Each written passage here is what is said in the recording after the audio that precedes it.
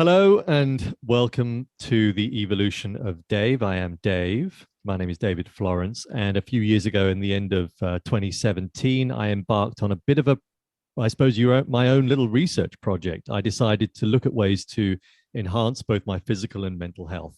And that's taken me down a number of different pathways. I've become a breath coach, a flow coach, NLP practitioner, clinical hypnotherapist, and I've also continued my own experimentation. And this is where it leads on to the experimentation with supplementation, because thanks to Elena, about 7 months ago, I will introduce you to her in a second. She is that person over there. And Elena, thanks to her, has enabled me to experiment and sample one of her products. For those, I'm assuming, that are watching this video, you are probably familiar with NMN. There is a reason why you've clicked on this video, so we won't need to go into that. But I'm assuming there will be a few here that are new to my channel. And it's important for you to realize, and to add some context here, that this is a continual journey for me. I continue to practice and experiment. The stuff that works, I keep. The NMN has worked, and it's continued to provide, albeit subtle, increased amounts of energy. And where I notice it most is in the healing, especially after 8 hours of digging, which I do once a week. So for me, and this is going to be a very important point to this video, for me, it works. We will probably have this discussion today that, of course, when it comes to supplementation, we are all different. Just because I say it works for me, you can't always assume it's going to work for you. It's the same with all kinds of supplementation. I know Elena would agree with me here. But the main reason for this video today is to look at the latest human studies on this NMN molecule. So what I will do now, without further ado, is hand you over to Elena, Dr. Elena Seranova, who is the founder of NMN Bio.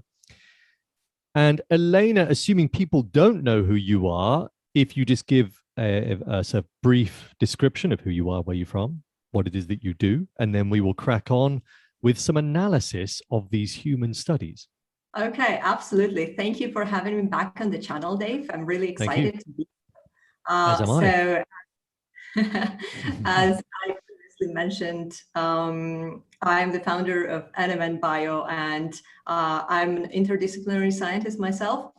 So I started with studies in psychology, and then I found the human brain very fascinating. So then I pursued my studies in neuroscience. So I did a master's degree in translational neuroscience, and then a PhD in stem cell biology and autophagy. And I just kept on working on brain and neurodegeneration. And then this is when I came across a class of molecules called NAD boosters. So NAD stands for nicotinamide adenine dinucleotide. And it's a master regulator of human metabolism, a very important molecule that is implicated in over 300 reactions within your cell. So NMN, or nicotinamide mononucleotide, is such a molecule that boosts the levels of your NAD. And this is going to be the topic of our discussion today. So there are a few interesting human studies that have been published in the past couple of months, and we're going to be given an overview of those studies and some really interesting, really fascinating findings, really, that will be quite important for people that are not so young and not so healthy. So I'm going to proceed with my presentation, and let's jump into the first study. And we should probably add here that till now, the reason why these are really important and interesting is that till now, all the studies have been carried out on mice.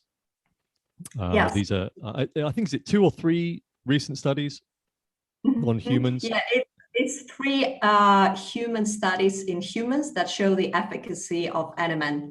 Brilliant. Yeah.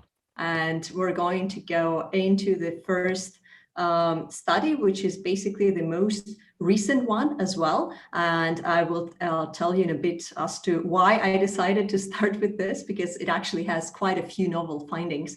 So this study investigates the effects of a combination of exercise training and supplementation with NMN, and what are those effects on cardiovascular fitness in healthy amateur runners. So it basically evaluates a few parameters that have to do with aerobic capacity. And What they did here is that they had 48 healthy participants from 27 years old to 50 years old, mixed gender adults with an average BMI of 22. So this means that they were lean towards normal weight, basically, and they were amateur runners. So they were already running on a regular basis. And those participants, they were separated into 4 groups, taking either 300, 600, or 1200 mg of NMN per day for 6 weeks, or placebo. And then they performed their aerobic training for 6 weeks, nearly every day. And then their workouts lasted up to 1 hour. And this was either running or cycling. So let's have a look at the results and see why those results are so important. And first, in order to understand why those results are important, we should have a look at this graph, which basically shows the ventilatory threshold 1, which is the stage where you started exercising and now you have a bit more of a heavy breathing because you need more oxygen consumption. And then the VT2, the ventilatory threshold 2, is the phase where you're basically running out of breath because of the heavy exercise. And then further on, the maximum ventilatory capacity would be when you basically stop your exercise because you can't go on. So in terms of the VT1, which is the first threshold that was evaluated here, NMN supplementation managed to increase the heart rate on VT1, which is actually very good, because when your heart rate increases, this means that you can utilize oxygen and nutrients in the tissues better. So you're getting all these benefits of the exercise. And then they also saw increased oxygen consumption, improved power, which basically means strength. How can you keep on pushing basically during your exercise? And then increased maximum oxygen consumption during VT1. And overall, NMN supplementation managed to increase the VT1 threshold in the participants. And then next, during VT2, NMN supplementation managed to improve the power on the high NMN dosage. However, the other biomarkers that were measured here were not changed. And we're going to go into this in a minute. And also, there was no difference in the maximum oxygen consumption after supplementation with NMN. And more importantly, because scientists wanted to evaluate why they were seeing those improvements and those results in the participants. So they evaluated various cardiopulmonary metrics, meaning that they evaluated maximum heart rate and maximum ventilation capacity in the lung. So those are the cardiopulmonary metrics that are related to the heart and the lung tissue. And those were not affected or improved by NMN. But what they saw was that in the skeletal muscle-related function, when they performed a single leg stance test at 600 mg of NMN per day, they show significant improvement in the performance of this test. So in order to summarize those results, after 6 weeks of endurance exercise combined with NMN supplementation, they saw that the VT1 threshold was increased along with oxygen consumption and maximum oxygen consumption, but not the overall or the maximum oxygen consumption, along with those cardiopulmonary indicators or peak power. And in addition, a large dose of NMN also managed to improve the power at the VT2 threshold. So basically, those results indicate that NMN supplementation was able to further increase the ventilatory threshold as a whole in those participants compared to exercise alone, because all of those values were constantly compared to the control group, because they did have a control group where people were not taking the NMN supplement and they were just running or exercising. And of course, here we see that basically this improvement is suggested to be attributed to an improved ability of oxygen utilization by skeletal muscles, because there were no changes in the other cardiopulmonary indicators. So this is the overview of the results from this study, which I think are very interesting. Very, very interesting. And so it's a small study, but it's small enough, isn't it, to actually correlate into worthwhile data. So just to clarify, did they start taking the NMN dose at the same time that the study started, or did they build up their NMN consumption and then start the study? No, they just started the NMN consumption at basically day one of the study. So the participants weren't taking NMN before the study. So those results were only shown within the 6 weeks of this study. And they only made it up to, or they only ever, their maximum dosage per day was 600 milligrams? No, the maximum dosage per day was 1.2 grams. So this is 1.2, sorry. Yeah. Very impressive part of the study, because so far in other studies that we'll talk about in a bit, we didn't have such high supplementation with NMN before. And this is very nice to see, because it also shows the safety of the compound, because none of the participants had any side effects from this compound. So what I wanted to basically summarize here is that this is the first study where we have healthy participants of both genders, and then as we just said, is the study that was having the highest administration of NMN in humans so far. And what I want to comment on here is that we didn't see all of the indicators that they studied being improved, and I was wondering why that is. So, for instance, the results, if we had an elderly population, let's say over 65, on VT threshold and maximum oxygen capacity and so on, would they still be the same if we had elderly participants, old participants? Because if this is what NMN can do in healthy participants with very nice indicators, but like we need to keep in mind that those people are healthy, right? So it would be foolish to believe that everything would change because those people are already healthy. It's the same thing as we mentioned before in another video together, that it's a different thing when you're taking the NMN and someone that is a couch potato would take it, right? Yeah, because exactly. The overall health is different. The overall state. And also, yes, I mean, as you say, the elderly, but also those that are overweight, I suppose, as well, at any age, what sort of results would occur? And again, those were lean to normal weight participants. And I did another table here because I didn't want the presentation to be too technical, but the researchers also evaluated body weight and compositions such as fat percentage and so on. And they didn't find any changes on NMN. But if the same, again, if this, the study had other participants, maybe the results would have been different. And of course, this was only a 6-week study. So would be very interesting to see results from a longer term study here for sure. And just out of interest, why 1200 milligrams? I mean, obviously we know that your capsules, once you reach the gram, are 1G. What's the difference here? Why have they gone for 1200 as a max dose? There is actually a reason which I thought is very nice of them to think of. So basically the 300, 600 and 1200 mg of NMN in humans are the equivalent of 50, 100 and 200 mg in mice.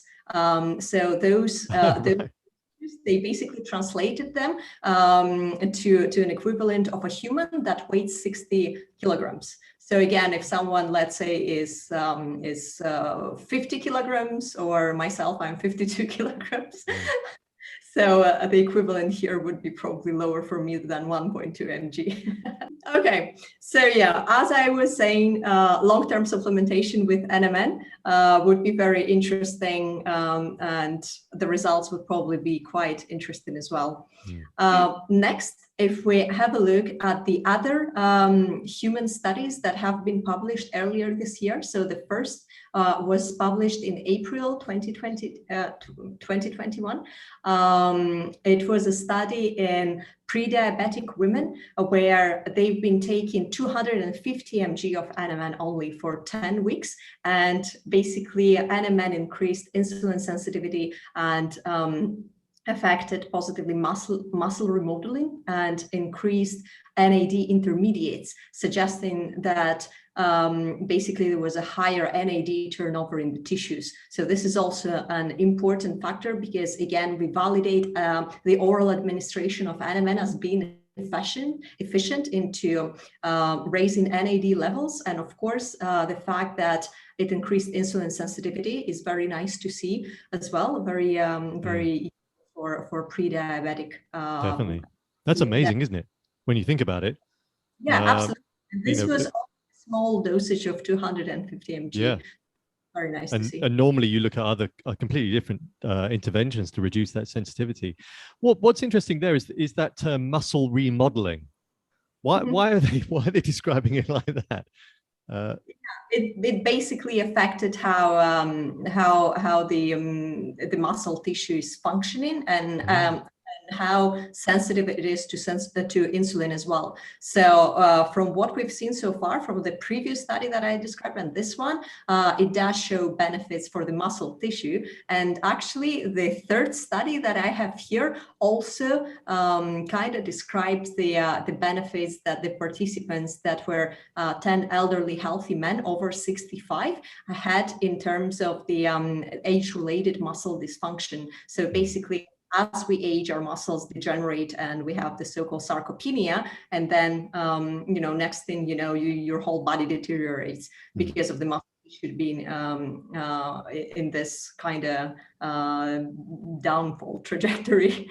So in this study, again, we had 250 mg of NMN supplementation for 12 weeks this time. And then what they saw is that NMN managed to raise the NAD levels in serum and blood, and also prevented the age-related muscle dysfunction. So what is the interesting part here is that 3 out of 3 studies that we mentioned today, they all show the muscle tissue being quite sensitive to NMN supplementation and responding very well to it, and also all of the other health benefits that we described here. And yeah, sorry, go ahead. Oh, but I was going to say, does that mean that the bodybuilding folk, are they getting excited by this, do you think? Probably. Absolutely. So basically, we have 4 human studies published so far. The first one was just a safety study, and this is why I didn't include it in our video today. So it was just showing that supplementation with NMN up to 500 mg was completely safe in healthy Japanese men. And then we had the pre-diabetic women study that showed the same safety profile, the muscle motility study in healthy old men, again, showing that NMN is safe. And then the last study here is the first one that we talked about today, which was the most impressive one, in my opinion, because I think it was quite well designed as well. Yeah, I think of all of that, probably the most interesting is definitely, and as you've already correctly stated, that it is a study using healthy people that have a healthy weight range and that run. But still, that makes it a very interesting study nonetheless. It's a bit like, as you said, the conversation we've had before, where because of all the various different healthy practices that I employ, I'm not saying I'm the perfect human specimen, but I know things that I do that keep my body and mind in the right state. I'm getting closer to optimizing my body and brain. But when you look at those folk, and let's face it, there is certainly in the West a bit of an obsession now for a lot of people around running and cycling, and they're always looking to improve their capacity, especially aerobic capacity. This makes it a very interesting study for them, doesn't it?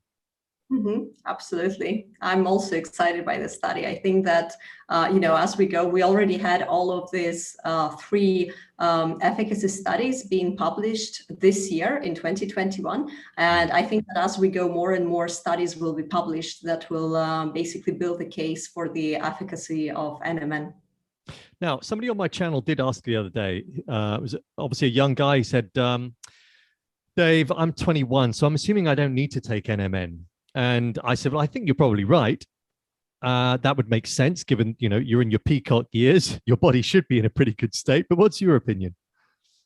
Yeah, I also agree with this. I think that because we do have the peak of hormonal production and NAD production at 25, you don't really need to take anything like that before this age. So after 25, probably around 27. This is when you start experiencing probably increased fatigue and so on as well. So I think that this would be the ideal age to start supplementing with, NAD boosters and other anti-aging supplements.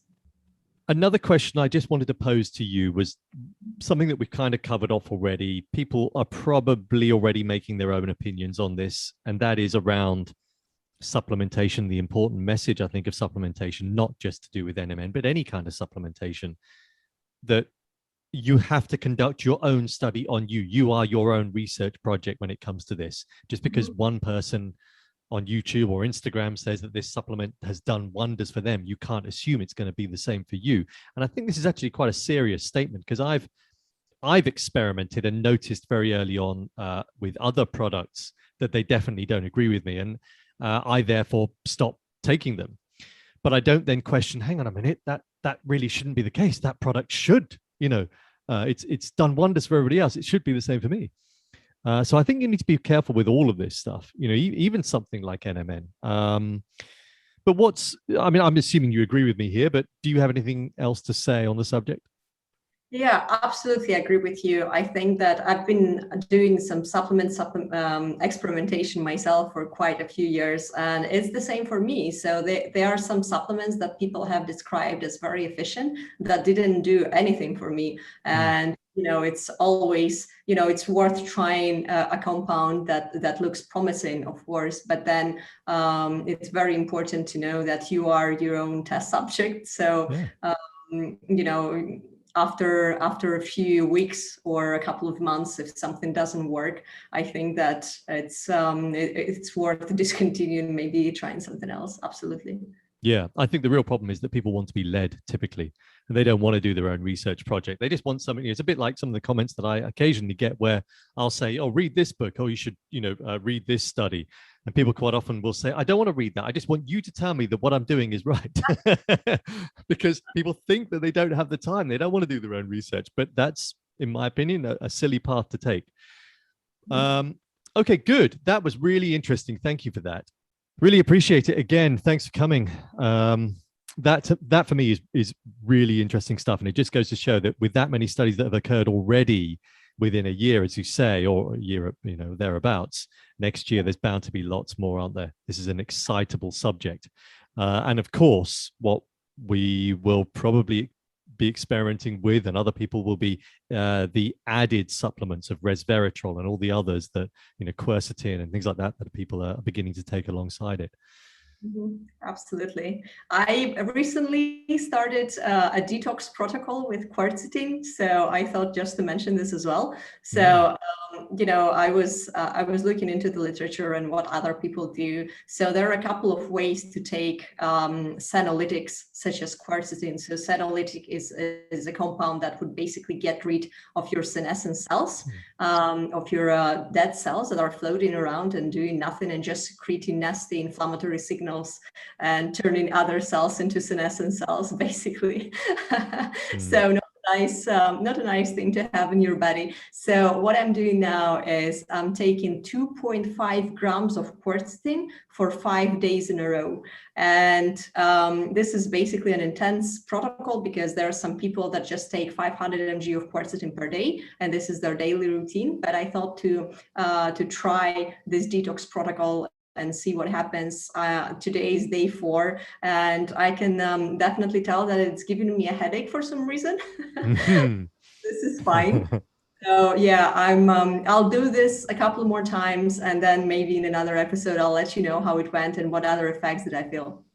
That will be really interesting, actually, because it's the kind of thing I'd like to try as well. So yeah, let's let you be the guinea pig on this one, and then I'll give it a go based on your. But obviously, I'll assume that what works for you won't necessarily work for me. But anyway, thank you. Really good of you to be here. I hope everybody else watching it found it interesting as I did. Do check out the other videos on my channel. It's not just about NMN. It is about all the other different protocols and practices that I do. There's lots of breathwork stuff on there that you can follow along with various different bodyweight exercises, etc., etc. Thank you for watching. Bye for now.